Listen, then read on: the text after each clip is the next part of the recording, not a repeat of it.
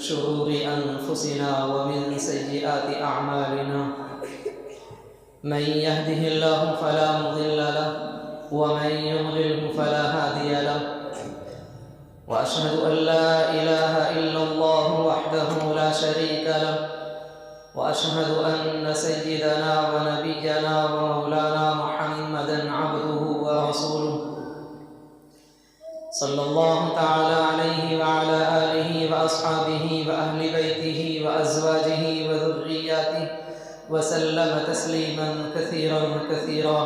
أما بعد، قال الله تبارك وتعالى في القرآن المجيد: فأعوذ بالله من الشيطان الرجيم. بسم الله الرحمن الرحيم. ولا تبذر تبذيرا إن المبذرين كانوا إخوان الشياطين. صدق الله العظيम. मुअज़्ज़ज़ व मुकर्रम उलमाए किराम, सामिईन इज़ाम, अज़ीज़ तलबा व तालिबात,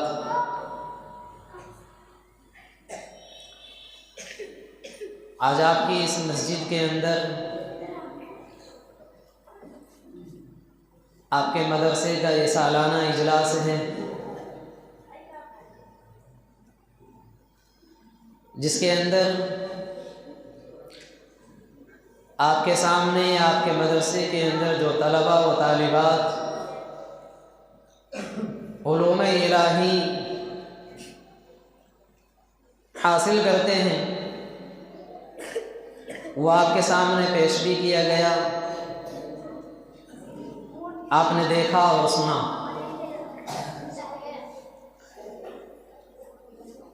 कुरान करीम अल्लाह रब्बुल इज़्ज़ति वल जलाल की एक ऐसी किताब है, एक ऐसा कलाम है कि जिसकी मिसाल, जिसकी नज़ीर कायनात के अंदर मौजूद नहीं है। कुरान करीम से पहले अल्लाह सुब्हानहू व तआला ने इस कायनात के अंदर अंबियाए किराम के ऊपर दीगर किताबों का नुज़ूल किया।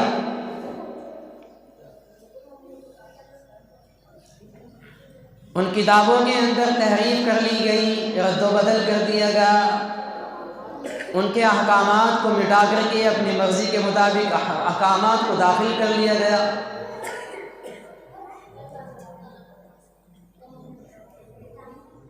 जिनकी शक्ल और सूरत आज के ज़माने के अंदर बिल्कुल मस्ख़ हो चुकी है, मिट चुकी है, आज वो किताबें उन शक्ल और सूरत के साथ मौजूद नहीं जिस शक्ल और सूरत के साथ अल्लाह रब्बुल इज़्ज़ति वल जलाल ने अंबियाए इकराम के ऊपर उनको नाजिल किया था। लेकिन कुरान करीम वो वाहिद किताब है, वो बेमिसाल और बेनज़ीर किताब है कि जिसके अंदर अहकामात को नहीं बदला गया, आयात करीमा को नहीं बदला गया, हत्ता के कुरान करीम का एक हर्फ तक नहीं मिटाया गया और न बदला गया है, और रहती दुनिया तक बदला भी नहीं जा सकता और नहीं बदला जाएगा। क्यों? इसलिए कि अल्लाह सुब्हानहू व तआला ने खुद कुरान करीम के अंदर कुरान करीम की हिफाजत का खुद जिम्मा लिया है। इन्ना नहनु नज़्ज़लना ज़िक्रा व इन्ना लहू लहाफ़िज़ून। अल्लाह सुब्हानहू व तआला कहते हैं कि हमने ही इस ज़िक्र को नाजिल किया है और हम ही इसके मुहाफ़िज़ हैं। तमाम मुफ़स्सिरीन इकराम का इस बात के ऊपर इत्तिफ़ाक़ है, इजमा है कि आयत करीमा के अंदर लफ्ज़ ज़िक्र से मुराद कुरान करीम है, जिससे इस बात की तरफ भी इशारा मिलता है कि अगर कोई आदमी ज़िक्र करना चाहे सबसे अफजल, तो वो कुरान करीम की तिलावत करे। कुरान करीम सबसे अफजल ज़िक्र है। आज कुरान करीम हमने जुज़दान में लपेट कर के किताबों को जिस तरह से लपेट कर के रख दिया जाता है, ऐसे ही कुरान करीम को जुज़दान में बंद करके ताकों में सजा कर के रख दिया है। मेरे अजीज़ साथियों, ये कुरान करीम इसलिए नाजिल नहीं हुआ था कि इसको जुज़दान में बंद करो, लपेटो और ताक के ऊपर सजा दो, और जब कभी मकान बनाने का वक्त आए, जब कभी दुकान खोलने का वक्त आए, जब कभी हमारे कारोबार के अंदर कठिनाइयाँ आए, दुश्वारियाँ आए, तो कुरान करीम को उठाओ और पढ़ लो, या मदरसे के मकतब के चंद बच्चों को बुलाओ या कुछ लोगों को इकट्ठा करो और कुरान करीम पढ़वाओ, और बस। कुरान करीम इसलिए नाजिल नहीं हुआ था। मेरे अजीज़ साथियों, कुरान करीम इसलिए अल्लाह सुब्हानहू व तआला ने नाजिल किया था ताकि मेरे बंदे इसके अहकामात को अपनी ज़िंदगी के अंदर लाए और अपनी ज़िंदगी को कामयाब बनाने की कोशिश करें।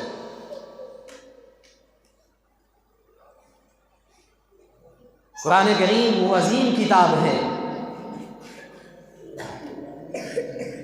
जिस कौम के ऊपर लोग हुकूमत करने के लिए डरा करते थे, हुकूमत करने के लिए जिस कौम के ऊपर लोग तैयार नहीं हुआ करते थे, ज़रा सी बातों में खूरेज़ियाँ हुआ करती थी, ज़रा सी बातों में कई सौ साल तक के लड़ाइयाँ ख़ानदानों के अंदर जारी रहा करती थी, ऐसी कौम के अंदर जब अल्लाह सुब्हानहू व तआला ने इस किताब कुरान करीम को नाजिल किया और उस कौम ने इस कुरान करीम को अपने सीने से लगाया, कुरान करीम की तिलावत की, इसके अहकामात को अपनी ज़िंदगी के अंदर लाए, अल्लाह ने जो हुक्म दिया उसके ऊपर अमल किया, नबी की इत्तिबा और नबी की पैरवी की, तो अल्लाह सुब्हानहू व तआला ने उनको ऐसे चमका दिया, रहती दुनिया तक के लिए ऐसा उनका नाम रोशन और मुनव्वर कर दिया जैसा कि वह आज के ज़माने के अंदर भी मौजूद हो।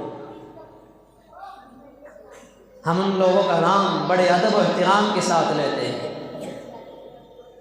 बड़ी इज्जत के साथ लेते हैं। उलमाए किराम लिखते हैं कि सहाबाए किराम के कुतुब खाने के अंदर सिर्फ एक कुरान करीम किताब थी, इसके अलावा कोई किताब नहीं थी। सहाबाए किराम के घरों के अंदर सिर्फ और सिर्फ कुरान करीम तख्तियों पर, पत्तों पर और हड्डियों पर लिखा हुआ मौजूद था, इसके अलावा उनके मकानों के अंदर कोई किताब मौजूद नहीं थी। लेकिन जब उन्होंने इस कुरान करीम को अपने सीने से लगाया और इस पर अमल करने की तैयारियां शुरू की, तो अल्लाह रब्बुल इज़्ज़ति वल जलाल ने उनका नाम रोशन कर दिया। आज हम इसी कुरान करीम को भुलाए बैठे हैं, इसी कुरान करीम की तालीमात को आज हमने पसेपुश डाल दिया है। अगर कोई इसको पढ़ने की कोशिश करता है, पढ़ता है, तो उनको लान तान, मलामत, हकारत भरी नज़रों से देखा जाता है। मेरे अजीज़ साथियों, कुरान करीम एक ऐसी किताब है जो कुरान करीम से वाबस्ता हो जाता है, अपने आप को कुरान करीम से जोड़ लेता है, तो अल्लाह रब्बुल इज़्ज़ति वल जलाल उसका मकाम कितना बुलंद करते हैं।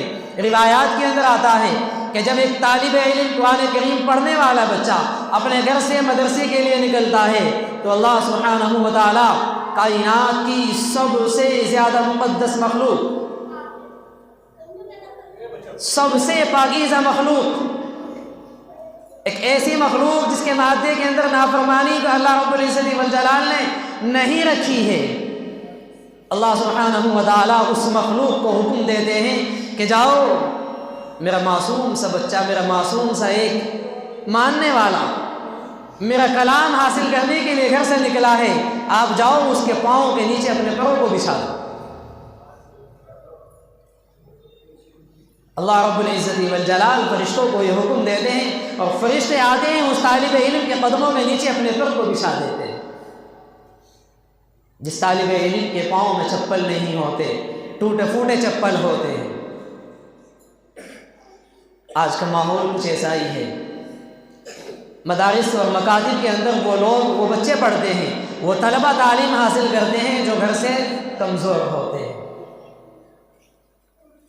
और जो घर से ठीक ठाक होते हैं वो कुरान करीम को पढ़ाना आज के ज़माने में हक़ीर समझ रहे हैं। अपने बच्चों को स्कूल और कॉलेज के अंदर भेजते हैं कि जाओ आला तालीम हासिल करो, उसका नाम आला रख दिया जिसके ज़रिए से इंसान धोखे दे रहा है। आप किसी भी बच्चे को उठा करके देख लो, जब वो इंजीनियर बनता है और वो अपनी नौकरी पे जाकर के लगता है, अगर उसकी ज़िंदगी के अंदर दीन नहीं है, उसने बचपने से दीन नहीं सीखा है, किसी आलिम दीन के चप्पलों को जूतों को सीधा नहीं किया है, अपने इमाम साहब के पास नहीं बैठा है, वो दीन से दूर है, तो जब उसका कलम चलता है दस्तखत करने के लिए तो वो नाजायज़ कामों पे भी चल जाता है। आप किसी डॉक्टर को उठा करके देख लीजिए,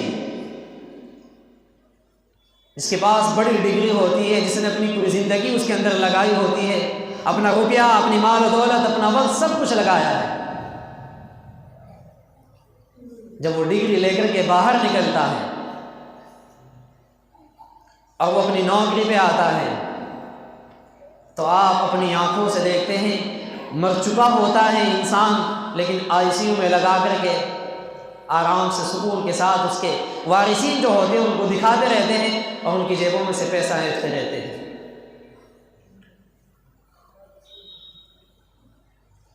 लेकिन मेरे अजीज साथियों, ये कुरान करीम जब जिंदगी के अंदर आता है तो ऐसे लोगों की जिंदगी को भी बदलता है। किताबों के अंदर एक वाकया लिखा, एक बाप ने अपने बेटे को इंग्लिश की तालीम दिलाई।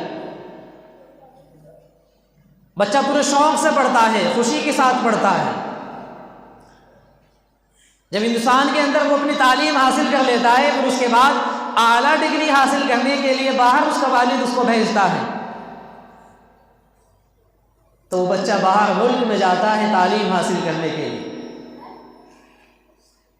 अब कुछ दिनों के बाद उस बेटे का फ़ोन आता है अपने वालिद के पास कि अब्बाजान मैं घर आ रहा हूँ। अब वालिद मोहतरम उसको लेने के लिए जब एयरपोर्ट पर पहुँचते हैं तो बच्चा लड़खड़ाते हुए टांगों से चल रहा था। आकर के अपने वालिद के कदमों में गिर गया, लेट गया। अब उसके वालिद उसको चुप कर रहे हैं, उससे मालूम कर रहे हैं क्या बात है, क्या हो गया है। तो उस बच्चे ने कहा कि आप मेरे वालिद नहीं, आप मेरे अब्बू नहीं हैं। वो वालिद कहने लगे उसके कि मैं आपका अब्बू कैसे नहीं, मैं आपके वालिद हूँ, मैं आपके अब्बूजान हूँ।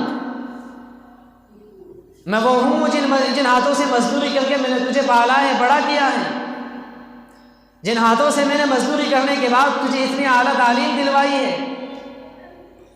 तो उस बच्चे ने कहा कि आप अगर हकीकत में मेरे वालिद होते तो मेरी ज़िंदगी के साथ खिलवाड़ न करते। उसने कहा कि आखिर वजह क्या हो गई, मैंने आपकी ज़िंदगी के साथ खिलवाड़ कैसा कर लिया। तो वो नौजवान कहने लगा कि मेरी ज़िंदगी के साथ खिलवाड़ ये किया गया, अब मेरी ज़िंदगी के आखिरी लम्हात हैं, कुछ वक्त के अंदर अंदर मैं इस दुनिया से कुछ फरमा जाऊँगा, मेरा इंतकाल हो जाएगा, लेकिन याद रखिए अब्बूजान मेरा खात्मा ईमान पर नहीं हो रहा है, मेरा ईमान मुझसे छीन लिया गया, मैं मुसलमान नहीं रहा। अगर आप मुझे कुरान करीम की तालीम दिलवाते, अगर आप मुझे दीन की बातें सिखाते, तो आज मैं ईमान के ऊपर इस दुनिया से जाता। और ये बातें करने के बाद वो नौजवान रुखसत हो जाता है, इंतकाल फरमा जाता है। अब वालिद मोहतरम कफ़े अफसोस मल रहे हैं, अफसोस कर रहे हैं, काश के मैं अपने बेटे को दीनी तालीम सिखा देता, काश के मैं अपने बेटे को कुरान करीम पढ़ा देता। लेकिन अब तीर कमान से निकल चुका है, वापस आने वाला नहीं है। हम दुनिया के अंदर रह कर के सोचते हैं कि दुनिया, माल और दौलत यही सब कुछ है, इसके अलावा और कुछ नहीं। ये मेरे अजीज साथियों हमारी बहुत बड़ी भूल है, बहुत बड़ी भूल है। दुनिया के अंदर अगर कामयाबी, इज्जत और सरफराजी है तो वो सिर्फ और सिर्फ दीन के अंदर है। दीन के अलावा हट कर के जो ज़िंदगी गुजारी जा रही है उसके अंदर कामयाबी नहीं है, उसके अंदर चैन सुकून नहीं है, उसके अंदर दिल का आराम नहीं है। मेरे अजीज साथी, अल्लाह के नबी सल्लल्लाहु तआला अलैहि वसल्लम इरशाद फरमाते हैं, खैरुकुम मन तअल्लमल कुरआन व अल्लमा, कि तुम में सबसे बेहतरीन इंसान वो है, तुम में सबसे बेहतरीन इज्जत वाला इंसान वो है, तुम में सबसे बेहतरीन कामयाब इंसान वो है जो कुरान करीम को सीखता और सिखाता। मेरे अजीज साथियों, ये तालिबान उलूम नबूवत जो मासूम से हमारे सामने बैठकर कुरान करीम की तिलावत कर रहे होते हैं, जिन्हें हम कुछ नहीं समझते, इनका मकाम इतना ऊंचा है। अल्लाह रब्बुल इज़्ज़ति वल जलाल ने इनको इज्जतें इतनी दे रखी है। एक बुजुर्ग के बारे में आता है, साहिब कश्फ बुजुर्ग थे,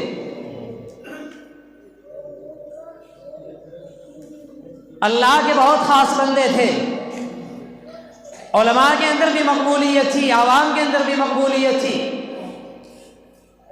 लेकिन उनके दिल से अल्लाह रब्बुल इज़्ज़ति वल जलाल ने उनके दिल के अंदर जो अपनी मोहब्बत डाल रखी थी वह मोहब्बत निकाल ली। अल्लाह सुब्हानहु व तआला ने जो उनको मकाम, जो मर्तबा दे रखा था, वो मकाम और मर्तबा उनसे छीन लिया। उनकी जितनी कैफियत थी वो तमाम की तमाम कैफियत छीन ली गई। अब वो बुजुर्ग रोते हैं, अल्लाह से दुआएं भी मांगते हैं, कई दिन गुजर जाते हैं, इबादत करने के लिए खड़े होते हैं, इबादत के अंदर दिल नहीं लगता, सुकून नहीं मिलता। तो उन बुजुर्ग को इल्हाम हुआ, अल्लाह सुब्हानहु व तआला की तरफ से उनके दिल के अंदर ये बात डाली गई कि आप ही के बगल में जो एक छोटा सा मकतब है, मदरसा है, उसमें मासूम से बच्चे तालीम हासिल कर रहे हैं, वो कुरान करीम पढ़ रहे हैं। आप जाओ, उनके बीच में बैठो, उन बच्चों से कहो कि मेरे लिए दुआ करो, आपको मकाम, आपकी जो कैफियत थी वो सब की सब लौटा दी जाएगी। चुनाचे वो बुजुर्ग अपने घर से निकलते हैं, जैसे ही मकतब के अंदर दाखिल हुए तो जो बच्चे थे वो भी खड़े हो गए, इज्जत की वजह से, एहतराम की वजह से। जो असातिज़ाए किराम थे वो भी खड़े हो गए। लेकिन जब उन्होंने ये मंजर देखा कि तलबा भी और असातिज़ा भी मेरे इस्तकबाल के लिए खड़े हो गए तो फ़ौरन खड़े खड़े रोने लगे। उन तलबा से, उन असातिज़ाए किराम से कहा कि आप बैठ जाइए, अल्लाह की नज़रों में जो आपका मकाम है वो मकाम मेरा नहीं है। चुनाचे उन बच्चों में बैठते हैं, आकर के उन बच्चों से दुआ के लिए फरमाइश करते हैं। वो बच्चे दुआ करते हैं तो अल्लाह सुब्हानहु व तआला उनकी सारी की सारी कैफियत उनको वापस लौटा देते हैं। ये मकाम है मेरे अजीज साथियों इन बच्चों और उन बच्चियों का, जिनको हम कुछ भी नहीं समझते।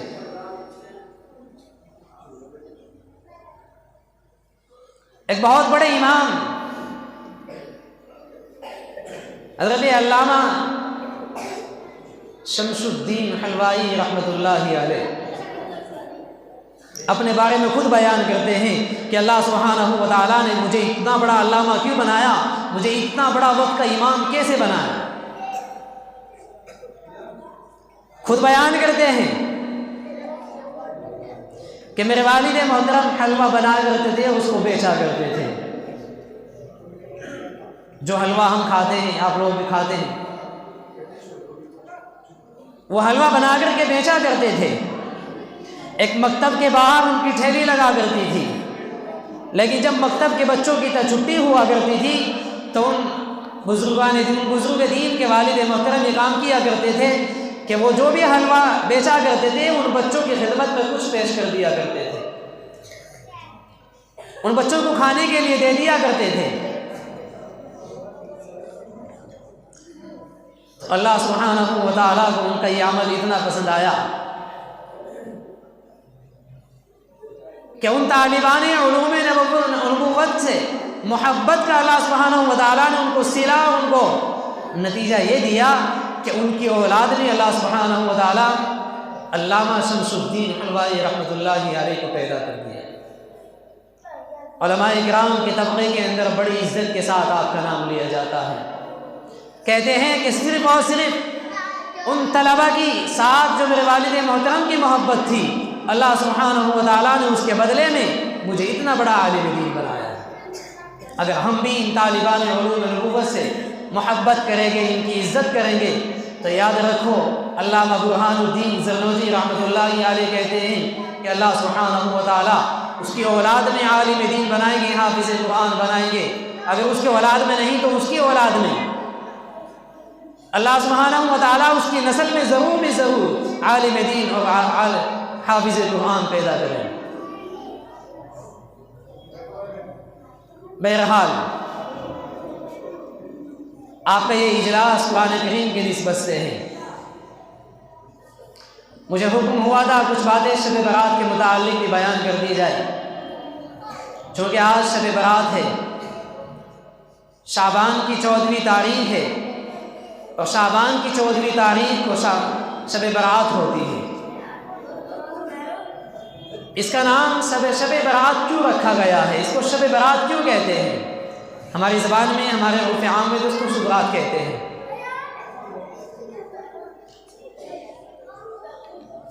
इसका नाम शब बरात इसलिए रखा गया है, अल्लाह सुब्हानहू व तआला इस रात के अंदर बहुत सारे गुनाहगारों की मग़फ़िरत करते हैं।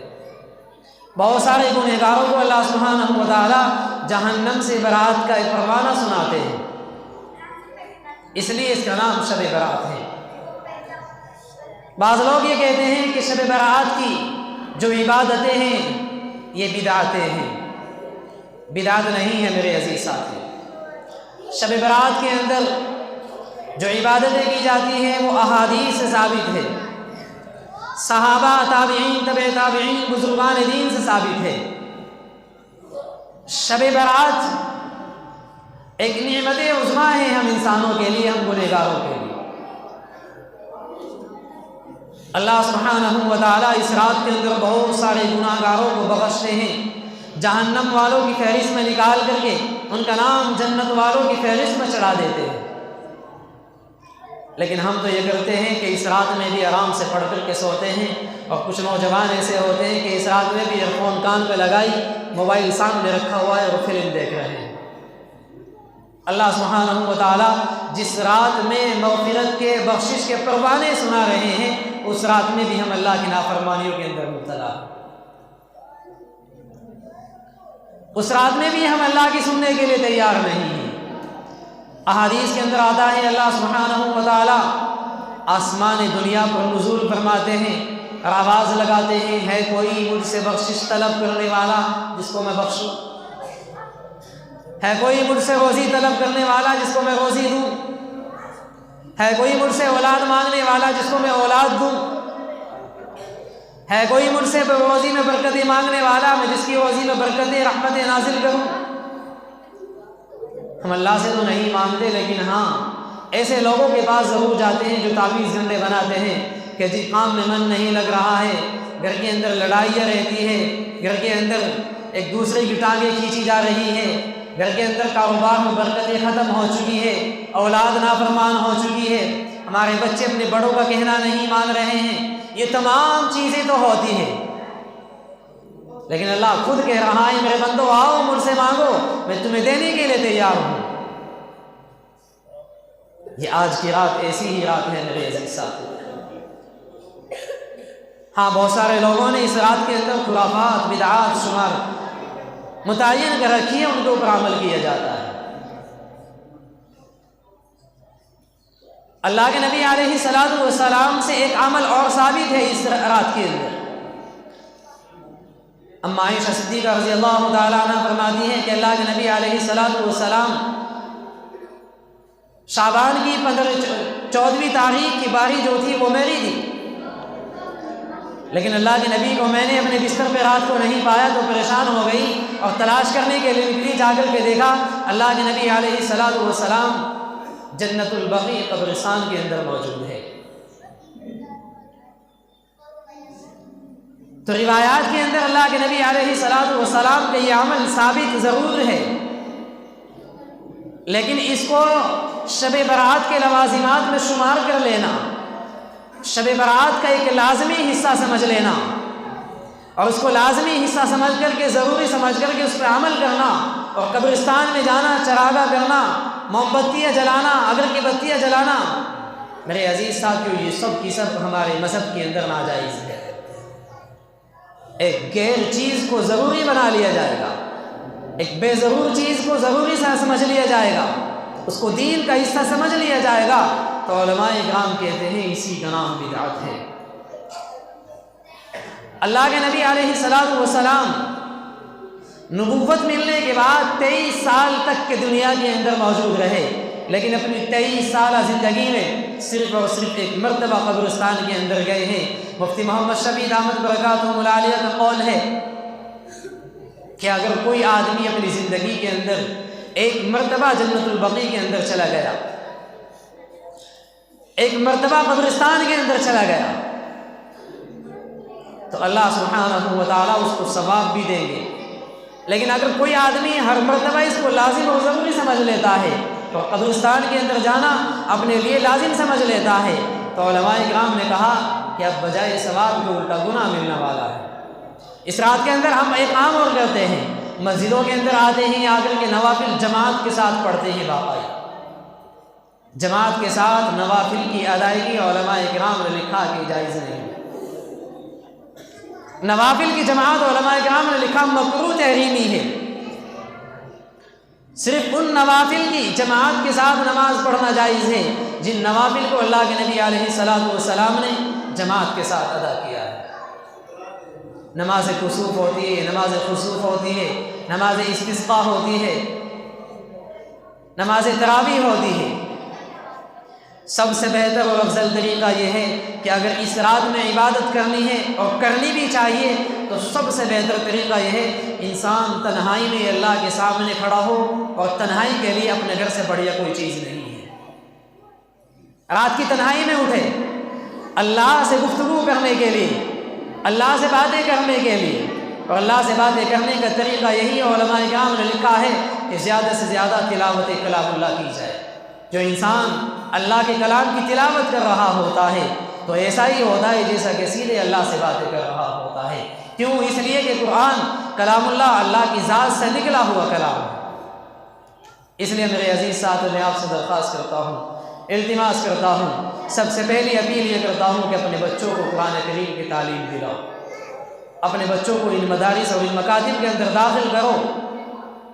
उनकी ज़िंदगी के अंदर अगर दीन होगा तो वो अपने बड़ों की खिदमत भी करेगी, अपने बड़ों की अपने माँ बाप की, अपने बहन भाई के उनको हकूक़ को जानेंगे तो उनके हकूक़ भी अदा करेंगे।